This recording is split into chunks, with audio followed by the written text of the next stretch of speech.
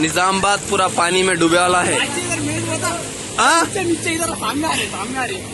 हमारी गाड़ी देखो कहाँ तक डूब गई। इल्ले मेरी गाड़ी रे।